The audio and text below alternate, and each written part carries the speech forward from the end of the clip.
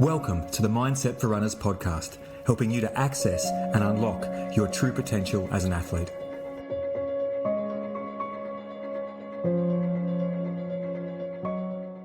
This episode is brought to you by Raidlight Australia.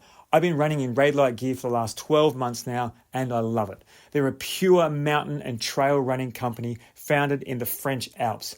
They have everything you need to get out and get amongst it in the trails. Technical tees, waterproof pants and jackets, trail running shoes, you name it, they've got it. Go check out their gear, raidlight.com.au. That's raidlight.com.au, or follow them on Instagram, Raidlight Australia. Hey, it's Rob. Welcome to this episode of the podcast. I'm so excited about this episode. It has been swimming around in my mind ever since I had a conversation with Brett Connellan back in August last year. I did a 2-part interview with Brett, which I'll link in the show notes, and I'll also play you a clip of what I'm talking about. Something in that interview that Brett said has stayed with me since that day, and I've been exploring ways to bring more of it into my life because, I'll say it freely, somehow in our society, it's stopped being okay to praise ourselves and have pride in ourselves. And I wanted to know why that's happening and what we're missing for not being able to let ourselves feel that emotion. Now, this might not be true for you, in which case, fantastic. Keep on going. If you're one who doesn't acknowledge the things that you do in life or hits that big goal and then immediately moves on to the next thing without actually acknowledging what you've done and feeling a deep sense of pride. Pride is one of those gateways to confidence. And I did the 3-part series on building confidence recently. You can go back and listen to those episodes. And this is to build on that episode. And the whole thing we're going to look at today is 2 things. Why don't we allow ourselves to feel pride or to praise ourselves? And all the things we're missing out on for not allowing ourselves to do that. And then how can we start to build a practice that's aligned with who we are and we are okay with feeling that level of pride and praise for ourselves. So I'm going to play the clip from Brett. Now, the context of where this falls in the interview is Brett was just telling us about the time that, if you haven't listened, it's a must listen, this 2-part interview. Brett was attacked by a shark late one evening on Bombo Beach near Kiama. And the part of this podcast is where he was explaining how he did his rehabilitation with his amazing physiotherapist and showing up day after day after day, from laying in the hospital bed, having to rebuild his quadricep muscle, which most of it had been taken, to starting to walk again, doing the reps with his personal trainer, getting back in the water again, and all of the things that he had to do over those many, many months to get back to eventually having his first surf. So here's the clip. I'll see you on the other side. And that's where I've taken a lot of pride in my approach, not only to the recovery, was the pride in actually just showing up every single day and doing the work.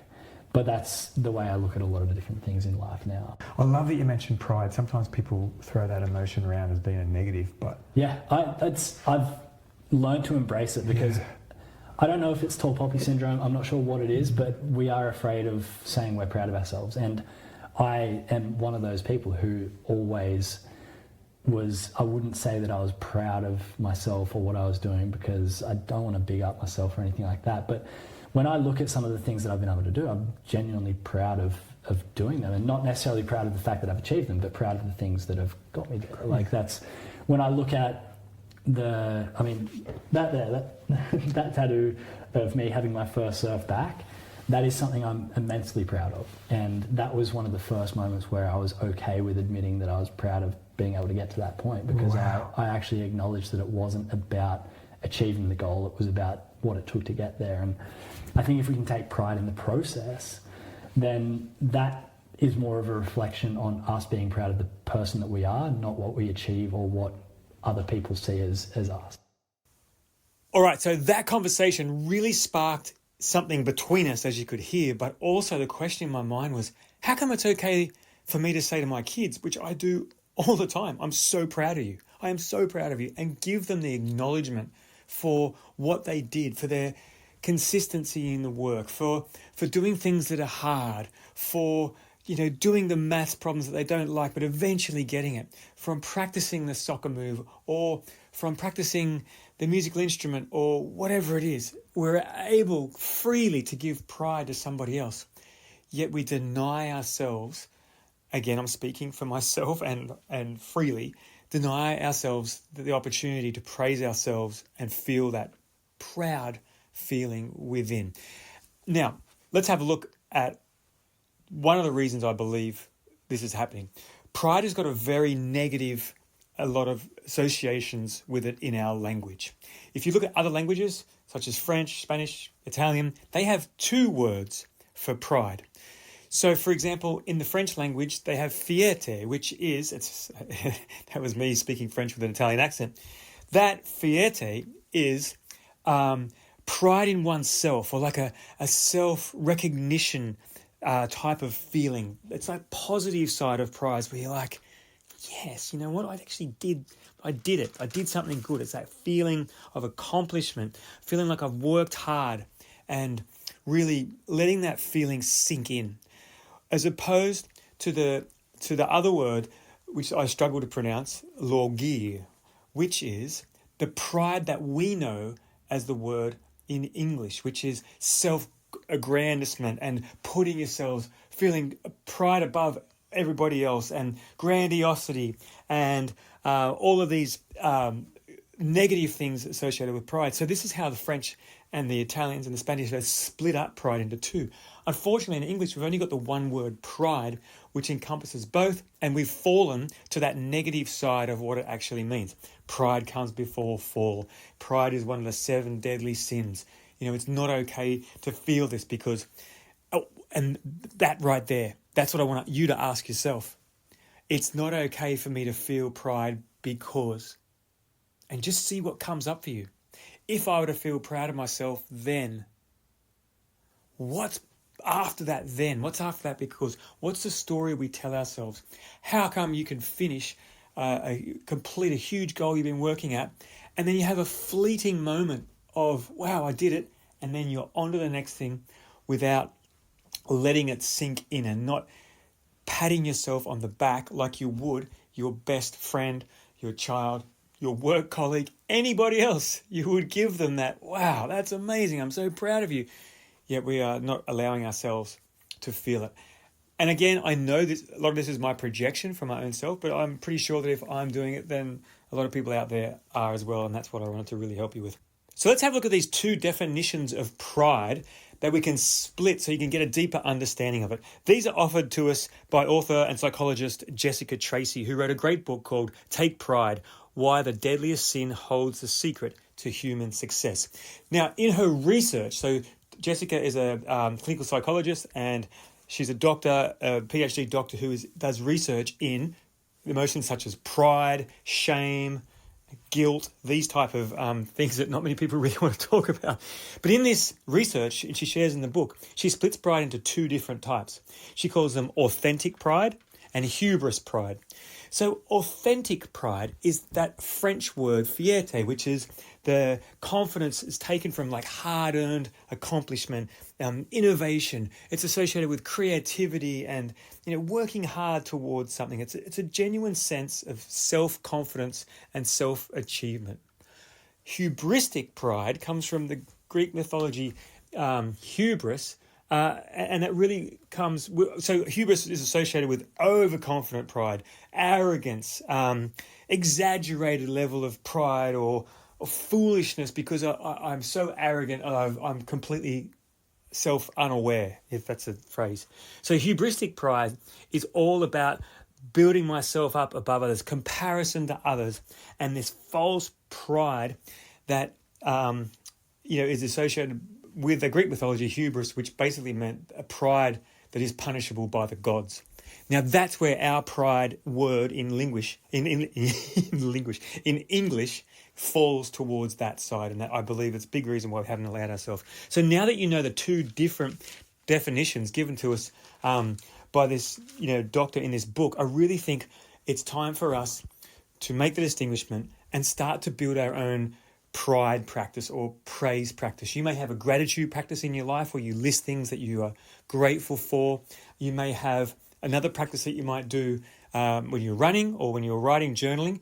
And this is something I really encourage you to do as a bridge to building confidence in yourself and in yourself as a runner.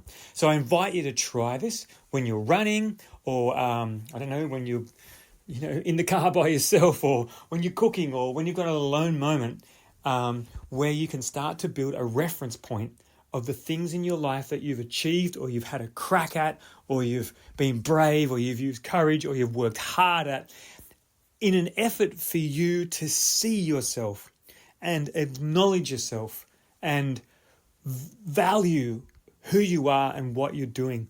That's the confidence building in this.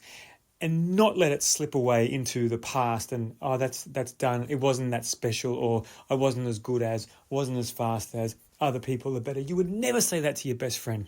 Yeah, we do it to ourselves. So let's build that pride practice. Here's how I want you to do it. So step one is really understanding and catching the old story in action. And the old story is a little narrative that spins around. It's only a short thing like, but it wasn't that special. Oh, that's nothing. Or it was pretty easy. Or, again, I wasn't as good as this person. Or, you know what, heaps of people have done it, so it's nothing really out of the ordinary. You let yourself move on without building a feeling and locking it in your body of what you've done and or who you are. This can be a characteristic as well. So first one is catching the old story. I invite you to ask those questions again.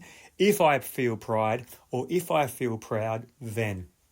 Or I don't want to feel pride because. Just finish those sentences and see what comes up with you. And just for a few examples, I don't want to feel pride because I live in a society where I grew up with a tall poppy syndrome and I'll get cut down or people will judge me or I'll get cancelled on social media, or pride comes before fall. So if I build myself up, then the next thing that happens is I'm going to, fall. Or if I get pride, I'll be blind to what's happening and I'll lose awareness. Or if I'm proud, I'm no longer I'm no longer humble. So I'll lose my humility if I show pride.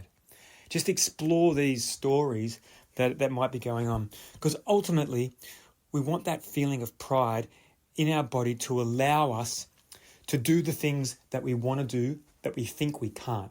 That's where we want to build confidence as a foundation that we can bounce off so that we can try new things, help new people, look people in the eye, ask the question, speak up in the meeting, go after the marathon that you've been putting off, go after the ultra marathon that you think you can't do, go after the couch to 5K. And this is one gateway for you to do that. So step one, catch the old story. Realize and understand why you haven't been letting yourself praise yourself or feel that level of pride. The second step is, just like we do in self-talk, we use second-person language. Correction, I'm not sure if there's a second or third person, so forgive me. But instead of saying, I'm proud of myself because, we say, I'm proud of you because. So we're speaking to ourselves, but we're using you. So I'm proud of you, Mesa. You've shown up every day through your rehab, even when you didn't want to, right? And acknowledge that. But I'm saying it from a second person like I would a mentor or a coach or an elder or a parent or a friend. I'm proud of you, Mesa. That's how we want you to say it to yourself. You don't have to call yourself Mesa. By the way, that's my nickname if you haven't heard this podcast before. My nickname is Mesa. So I'm proud of you for, and then be specific. No generalization. I'm proud of you because you're awesome. No, I'm proud of you because you were kind to that person on the street. I'm proud of you because you did that thing, right? You did that race, or you did that session. Or I'm proud of you because you didn't want to go and swim in the cold morning, but you did it. Make it specific. It can be an attribute, like a characteristic someone has. Like, I'm proud of you for being kind to that person. Or I'm proud of you because you stayed calm and you took in all the information when everyone else around you was losing your head and you made a great decision. It can be achievement. I'm proud of you for doing this or that. I'm proud of your hard work. I'm proud of you for showing up consistently. I'm proud of you creativity. I'm proud of you, again, for speaking up or for saying something, asking that question, clarifying. When everybody else wasn't sure, you were the one that said, can I just clarify? And that's what I'm proud of you for. So be specific. And I want to just add in this little addendum. If this is too much of a stretch for you, I want you to consider a term coined by clinical psychologist Fiona O'Doherty, which really helped me as a stepping stone to this praise and pride of myself. The term she's coined is called hiding the ladder. Now, I think this is associated with why people don't let themselves feel pride in some way. It might be true for you. Hiding the ladder is when somebody achieves something great and they take all of the acknowledgements for themselves. So they may have been helped into a position by somebody, they may have been helped a long way by a team to achieve something, and all these people have helped them. But when they finally get the goal, they are the figurehead, and they're the ones that say, I did this, and they take all of the all of the acknowledgements for themselves. Now, hiding the ladder is when you hide away all the people that helped you and take it all on for yourself, that hubris pride. And that's, if you remember that Isaac Newton saying something like, I can see so far because I stand on the tall shoulders of the giants that came before me. So he didn't hide the ladder. So what I'm saying this is, if you want to start a praise practice for yourself, start by acknowledging all the people that have helped you. So it could be, I'm so proud of you, Meso, for finishing that race. And I couldn't have done it without my coach, my mindset coach, my nutritionist, my physio, my massage guy, my crew, the race directors, the fellow people in the race, right? Acknowledge them all and acknowledge and praise yourself, because ultimately they were there as a support crew, but you did the thing, right? So don't hide the ladder, acknowledge everyone and praise yourself. Be your best friend with this. Be, if you like, that reparenting yourself if you didn't get it, in the past, or if you didn't get it from who you wanted to get it from. So often we're waiting for other people to say those desperate words that we're so desperate for. I'm proud of you. I saw what you did, or you were amazing. I watched you achieve that. I never thought you could do it. And that's what we want from other people, but we can give that to ourselves, and we can give it to ourselves through this practice. And that's all it takes. And when you're running, don't have to do it for your whole run. Just do it for a minute. As you're running along, you finally get into that part where you're kind of cruising, and you just, if that happens for you, and your mind's going crazy, like, I'm going to go to the pride practice. I'm proud of you for doing X, Y, Z today. Have fun with this.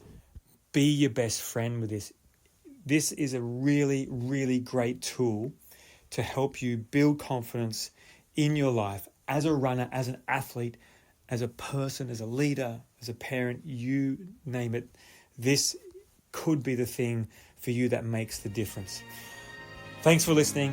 I love sharing this stuff with you, and I really look forward to the next episode already. Thanks for listening to the Mindset for Runners podcast. I hope you got something practical and useful out of this podcast, or something inspiring to help you get out for your next run.